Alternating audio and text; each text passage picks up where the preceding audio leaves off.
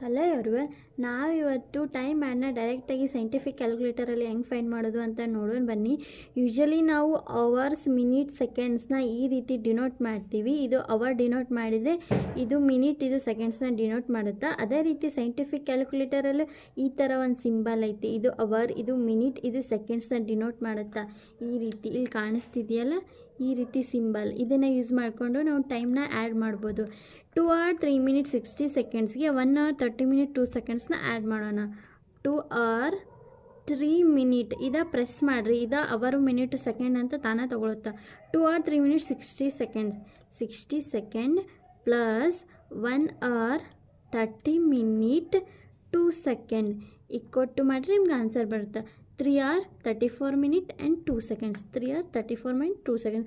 ಇದೇ ರೀತಿ ನೀವು ಸಬ್ಸ್ಟ್ರಾಕ್ಷನ್ನು, ಮಲ್ಟಿಪ್ಲಿಕೇಶನ್ ಯಾವುದೇ ಆಪ್ರೇಷನ್ ಆದರೂ ಪರ್ಫಾರ್ಮ್ ಮಾಡ್ಬೋದು. Thank you.